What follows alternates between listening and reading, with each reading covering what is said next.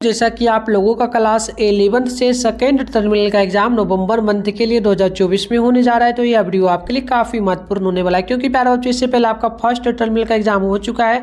अब आपका second terminal का एग्जाम होने जा रहा है। सेकेंड टर्मिनल के बाद आपका दिसंबर मंथ में मंथली एग्जाम होगा, फिर जनवरी में होगा, इसके बाद आपका फरवरी में एग्जाम नहीं होगा, फिर लास्ट में आपका मार्च या अप्रैल में फाइनल एग्जाम बोर्ड का हो जाएगा। मार्च में ऑलमोस्ट होगा, ठीक है। तो अभी के इस वीडियो में हम लोग जो है ना क्लास 11 के लिए पॉलिटिकल साइंस का पेपर लेकर के आए हैं, और सब्जेक्टिव ऑब्जेक्टिव दोनों का आंसर आपको इसी वीडियो में हम बता देंगे। प्रॉपर पीडीएफ कहां से डाउनलोड करना है ये भी सिखा देंगे।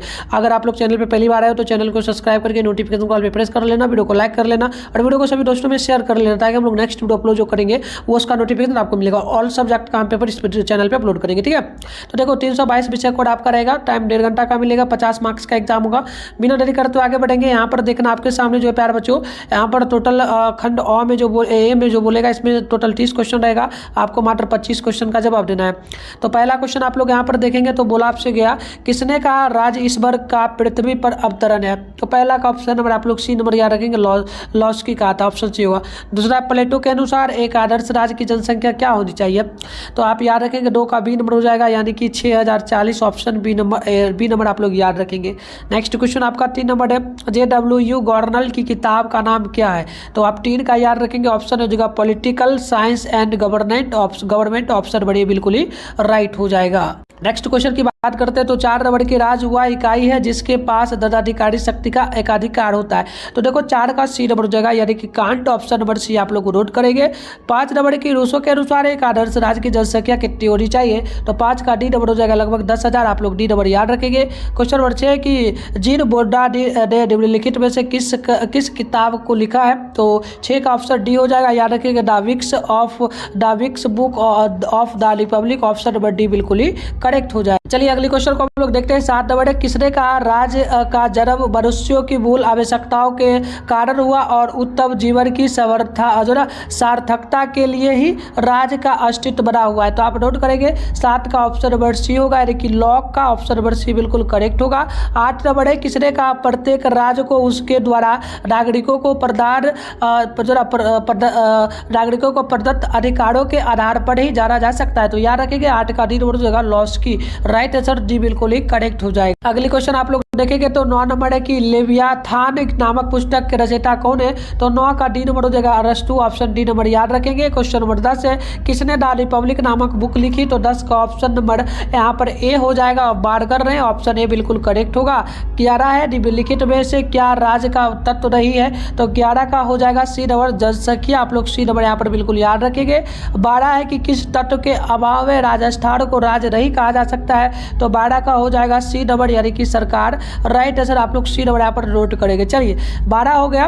12 के आगे हम लोग बढ़ेंगे तो नेक्स्ट प्रश्न आपका हो जाएगा 13 नंबर, सब प्रभुता नागरिकों और प्रजानों के ऊपर राज्य की वह सर्वोच्च शक्ति है जिस पर कानून का कोई अंकुश ना हो, किसने कहा, तो ध्यान रखेंगे 13 का ऑप्शन नंबर बी होगा, यानी कि जीन बोंडा, ऑप्शन नंबर बी बिल्कुल ही करेक्ट हो जाएगा। प्यारे बच्चों बात करते हैं हम लोग नेक्स्ट प्रश्न का। तो अगला प्रश्न आपसे यहाँ पर 14 नंबर बोला जा रहा है, ध्यानपूर्वक आप लोग देखिए प्रश्न। देखिए क्या प्रश्न आपसे बोला गया कि बताइएगा जॉन ऑस्टिन की पुस्तक का क्या नाम है, तो जॉन ऑस्टिन की पुस्तक का जो नाम है आप लोग ध्यान रखेंगे ये हो जाएगा आपका जो ना लेवियाथान, ऑप्शन नंबर ए बिल्कुल ही करेक्ट होगा। अगला क्वेश्चन यहाँ पर देख लीजिए आप, अगला क्वेश्चन आपसे बोला जा रहा है 15 नंबर, राज्य के सामाजिक समझौते के सिद्धांत के समर्थक निम्नलिखित में से कौन थे, तो याद रखेंगे 15 का ऑप्शन नंबर जो है ना ए हो जाएगा, गवर्नल, ऑप्शन नंबर 15 का ए नंबर बिल्कुल ही करेक्ट होगा। 16 है, किसने सामान्य इच्छा का सिद्धांत को प्रतिपादित किया, तो 16 का ध्यान रखिएगा, ऑप्शन ए जगह ऑप्शन है, 16 नंबर का ए नंबर बिल्कुल ही करेक्ट हो जाए। अगली क्वेश्चन आप लोग देखेंगे यहाँ पर 17 है, किसने राज्य के देवी उत्पत्ति के सिद्धांत का समर्थन किया, तो 17 का ध्यान रखिएगा, ऑप्शन नंबर सी हो जाएगा, यानी कि मैकाइवर ने, 17 का सी नंबर ध्यान रखिएगा। 18 नंबर है, किसके मतानुसार राज्य मानव का बृहत रूप है, तो 18 का याद रखिएगा, सी नंबर हो जाएगा रूसो का, सी नंबर 18 का करेक्ट होगा। अब चलिए प्यारे बच्चों आगे में अभी आंसर बताते, पुस्तक के लेखक कौन थे, तो ध्यान रखिएगा 19 का सी नंबर हो जाएगा रूसो। आप लोग 19 नंबर का सी नंबर याद रखिएगा। 20 के राजनीति शास्त्र का जनक किसे कहा जाता है, तो 20 का ध्यान रखना है, बी नंबर हो जाएगा ऑस्टिन को। 20 नंबर का ऑप्शन बी बिल्कुल करेक्ट होगा। 21 समाजवादी घोषणा पत्र नामक पुस्तक किसने लिखी, तो आप 21 का ध्यान रखोगे, डी नंबर हो जाएगा लॉक्स ने। डी नंबर बिल्कुल ही करेक्ट होगा। नेक्स्ट क्वेश्चन आप लोग देखेंगे तो 22 नंबर पॉलिटिकल सिस्टम नामक पुस्तक की रचना किसने किया, तो 22 का ऑप्शन नंबर बी हो जाएगा। ध्यान रखिएगा जेम्स वाइस, ऑप्शन नंबर बी बिल्कुल करेक्ट होगा 22 नंबर प्रश्न का। अगली क्वेश्चन 23 है कि निम्नलिखित में से कौन कानूनी प्रभुसत्ता का समर्थक है, तो 23 का ऑप्शन बी होगा, यानी कि करेब। ऑप्शन नंबर 23 का बी नंबर आप लोग ध्यान रखिएगा। नेक्स्ट क्वेश्चन की अगर बात करेंगे तो बोला गया 24 नंबर निम्नलिखित में से किसने लोकप्रिय प्रभुसत्ता का प्रचार किया, तो 24 का ऑप्शन नंबर सी होगा, यानी कि बोंदा ने। राइट आंसर सी नंबर ध्यान रखिएगा। 25 है निम्नलिखित में से कौन सा तत्व राज्य को अन्य समुदायों से अलग करता है, तो 25 का ध्यान रखिएगा, सी नंबर हो जाएगा प्रशासन। राइट आंसर 27 का सी नंबर बिल्कुल ही करेक्ट होगा। 26 नंबर की अगर बात करेंगे तो बोला आपसे क्या जाए 27 था, 25 का मैंने सी बताया, ठीक है। 26 है कि प्रभुसत्ता राज्य की सर्वोच्च इच्छा है होती है, यह किसने कहा, तो ध्यान रखिएगा 26 का सी हो जाएगा पोलक ने। राइट आंसर सी होगा।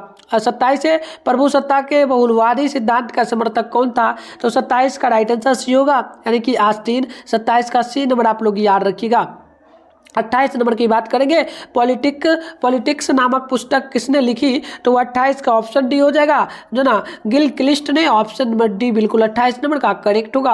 अगली क्वेश्चन 29 है राजनीति शास्त्र में व्यवहारवाद का जनक यानी पिता किसे कहा जाता है, तो 29 का ऑप्शन सी होगा, यानी कि डायसी को। राइट आंसर सी नंबर आप लोग याद रखिएगा। चलिए लास्ट क्वेश्चन आपका होगा 30 नंबर की ए ग्रामर ऑफ पॉलिटिक्स नामक पुस्तक किसने लिखा, तो 30 का हो जाएगा सी नंबर हॉब्स ने। तो इस प्रकार से प्यारे बच्चों हमने आपको टोटल 30 क्वेश्चन का सही से आंसर बता दिया। बचा सब्जेक्टिव को, ज्योग्राफी, इंग्लिश, सारे सब्जेक्ट का पेपर इसी चैनल पे जो ना हिस्ट्री, होम साइंस सब का आएगा। तो यहाँ पर देख लीजिए लघुतरीय क्वेश्चन में इसमें टोटल 10 क्वेश्चन होगा। आपको इसमें से 5 क्वेश्चन का जवाब देना है, 2 मार्क्स वाला है, तो टोटल 10 नंबर मिलेगा। पहला क्वेश्चन है राजनीति विज्ञान की परंपरागत परिभाषा को स्पष्ट करें। ठीक है, पहला क्वेश्चन ये रहा।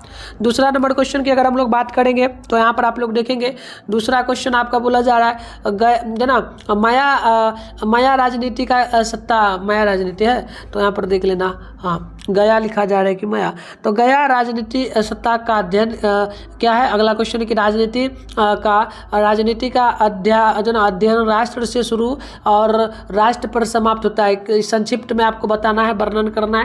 क्वेश्चन नंबर 4 है कि उत्तर व्यवहारवादी क्रांति क्या है, और क्वेश्चन नंबर आपका 5 नंबर है, ये बोला राज्य की उत्पत्ति के दैनिक सिद्धांत की संक्षिप्त विवेचना करना है। चलिए आगे बढ़ते चलिए 6 नंबर क्वेश्चन को आप लोग देखिए, लोकप्रिय प्रभुसत्ता क्या है। अगला क्वेश्चन है कि नकारात्मक स्वतंत्रता से क्या समझते हैं। 8वां है कि वैध और वास्तविक प्रभुसत्ता का क्या अर्थ है। 9 नंबर की राष्ट्र और सरकार में क्या अंतर है। अगली क्वेश्चन की बात करेंगे तो बोला गया राजनीतिक शास्त्र के अध्ययन की ऐतिहासिक पद्धति का संक्षिप्त वर्णन करना है। तो ये आपका शॉर्ट क्वेश्चन था। 10 क्वेश्चन में से 5 क्वेश्चन का आपको जवाब देना है, 2 मार्क्स वाला है, तो टोटल यहाँ पर 10 नंबर मिलेगा आपको। ठीक है, अब चलिए पहले लॉन्ग क्वेश्चन को देखते हैं, फिर उत्तर भी हम आपको बताएंगे।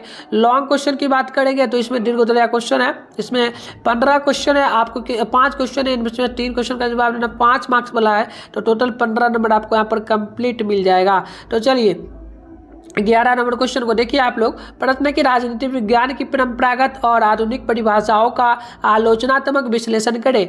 12 है राजनीति विज्ञान के अध्ययन की व्यवहारवादी पद्धति की विशेषताओं पर एक संक्षिप्त निबंध लिखे। क्वेश्चन नंबर 13 है राष्ट्र से आप क्या समझते हैं, इसके तत्वों का वर्णन करें। 14 नंबर है ऑस्टिन के प्रभुसत्ता सिद्धांत की आलोचनात्मक व्याख्या करें। और क्वेश्चन नंबर 15 है प्रभुसत्ता के बहुलवादी सिद्धांत पर एक निबंध लिखे। तो ये आपका क्वेश्चन था, इसका आंसर भी हम लेकर के आ चुके हैं, तो आंसर आप देख सकते हो राजनीति विज्ञान, तो ये क्वेश्चन था ना। चलो एक सेकेंड देख लेते हैं क्वेश्चन पहले। ठीक है, तो देखो यहाँ पर जो क्वेश्चन आपसे पूछा गया राजनीतिक विज्ञान की परंपरागत परिभाषा देना था। ठीक है, तो देखो यहाँ पर दिया जा रहा है उत्तर, शॉर्ट क्वेश्चन है, 2 मार्क्स वाला का उत्तर पहले हम लोग दे रहे हैं, तो आपको लिखना है पहला का राजनीतिक विज्ञान पॉलिटिकल साइंस वह विज्ञान है जो मानव के एक राजनीति और सामाजिक प्राणी होने के नाते उससे संबंधित राज्य और सरकार दोनों संस्थाओं का अध्ययन करता है। राजनीतिक विज्ञान अध्ययन का एक विस्तृत विषय या क्षेत्र होगा। 2 नंबर का आंसर हो जाएगा कि राजनीति विज्ञान विज्ञान कोई प्रयोगशाला की विधि या प्रक्रिया नहीं है जिसे किसी खास प्रयोगशाला में किन्हीं विशेष उपकरणों के साथ ही संपन्न किया जा सकता हो। सत्ता प्राप्त करने के तरीके एक ही प्रकार की राजनीतिक व्यवस्था में है, समान होते हैं, चाहे आपका देश हो या फिर विश्व का कोई भी देश हो। यहाँ तक कि आपका परिवार और आपके समाज में भी उसी प्रकार की क्रियाओं का अनुसरण कर सत्ता पर काबिज हुआ जाता है। तो ये 2 नंबर का कंप्लीट आंसर था। 2 के बाद हम लोग 4 का आंसर दे रहे हैं। व्यवहारवादियों के अनुसार बुद्धिजीवों के संघों और समुदायों को ज्ञान अर्जन तक ही सीमित न रहकर मानव मूल्यों की रक्षा हेतु संघर्ष करना चाहिए। इस प्रकार ईस्टर्न उत्तर व्यवहारवाद के माध्यम से राजनीतिक विज्ञान का व्यवहार व्यावसायिक, शैक्षणिक तथा मूल्यात्मक स्वरूप पूर्णतया परिवर्तित कर देना चाहता है। बात करते हैं हम लोग 5 नंबर क्वेश्चन का आंसर। तो उत्तर होगा राज की उत्पत्ति का दैवी सिद्धांत। इस सिद्धांत के अनुसार राज का निर्माण ईश्वर ने किया। राजा ईश्वर का प्रतिनिधित्व होता है और उसी की इच्छानुसार शासन करता है। उसे समस्त शक्तियाँ तथा अधिकार ईश्वर से ही प्राप्त होते हैं। वह प्रजा के प्रति नहीं बल्कि ईश्वर के प्रति भी उत्तरदायी होता है। बात करते हैं हम लोग 6 नंबर का उत्तर। तो प्रभु सत्ता की इस सर्व सत्तावादी धारणा में प्रभावशाली हस्तक्षेप जो ना 18वीं सदी में किया गया, जब जया जॉक रूसो ने लोकप्रिय प्रभु सत्ता की अवधारणा पेश की। रूसो ने राजशाही की हुकूमत को खारिज करते हुए अपनी रचना सोशल कॉन्ट्रैक्ट में लिखा था, मनुष्य स्वतंत्र पैदा होता है पर हर जगह वह जंजीरों में जकड़ा हुआ है। तो इस प्रकार से आपका कंप्लीट आंसर हो गया 10 नंबर के लिए। देखो उत्तर या क्वेश्चन की बात करेंगे ना तो 12 का उत्तर हम लोग दिए हैं। व्यवहारवाद की इस किस्म के अनुसार मनोविज्ञान केवल तभी सच्ची वैज्ञानिकता का वाहक हो सकता है जब वह अपने अध्ययन का आधार व्यक्तित्व की मांसपेशियां और ग्रंथि मूलक अनुक्रियाओं को बनाए। राजनीति विज्ञान में बिहेवियरिज्म एक ऐसा प्रभावशाली राजनीतिक सिद्धांत है जिसने राजनीतिक अध्ययन करने के में मूल्यों को तरजीह देने का विरोध किया। बात करते हैं हम लोग 13 नंबर का उत्तर। तो इसका उत्तर होगा राष्ट्र निर्माण। ये शब्द 2 शब्दों से मिलकर बना हुआ है, राष्ट्र और निर्माण। इसलिए राष्ट्र निर्माण का अर्थ यही है कि वह राष्ट्र जो अपने इतिहास और संस्कृति के संवर्धन और संरक्षण के लिए प्रयत्नशील हो एवं अपनी संस्कृति को मानने वाले एवं सम्मान करने वाले लोगों के द्वारा संचालित रहो, ऐसे राष्ट्र का निर्माण राष्ट्र ही निर्माण है। तो इस प्रकार से हम लोग इसका आंसर देख लिए। बात करते हैं 14 नंबर का उत्तर। तो ऑस्टिन के द्वारा प्रभु सत्ता की परिभाषा यदि एक निश्चित मानव श्रेष्ठ स्वभावता उसी प्रकार के किसी मानव श्रेष्ठ के आदेशों का पालन करने का अभ्यस्त ना हो और समाज के बहुसंख्यक लोग स्वभावता उसके आदेशों का पालन करते हो तो उस समय में वह निश्चित मानव श्रेष्ठ और वह समाज राजनीति तथा स्वतंत्र समाज है। तो इस प्रकार से हम लोग कंप्लीट उत्तर देख लिया। अब इसका PDF बता देते हैं सब्जेक्टिव ऑब्जेक्टिव का कहाँ से डाउनलोड करना है। तो आप वीडियो देखने के बाद जाके डाउनलोड करना, अभी फिलहाल सीख लो कैसे करना है। इसके लिए सबसे पहले आपको अपने फोन में गूगल को ओपन करना है, सर्च बार के आइकन पे क्लिक कर लेना है और अभी आप इस चैनल पे जो वीडियो देख रहे हो ना, चैनल का नाम है मिठुन स्टडी सेंटर। तो आप लोगों को चैनल का नाम मिठुन स्टडी सेंटर गूगल में आकर के सर्च कर लेना है, फिर ऊपर करना है फर्स्ट में मिठुन स्टडी सेंटर का ऑफिशियल वेबसाइट मिलेगा, इस पर आपको क्लिक करना है। इस प्रकार से इंटरफेस पे होगा, आराम से स्क्रॉल डाउन कर लेना है, नीचे आपको बढ़ जाना है।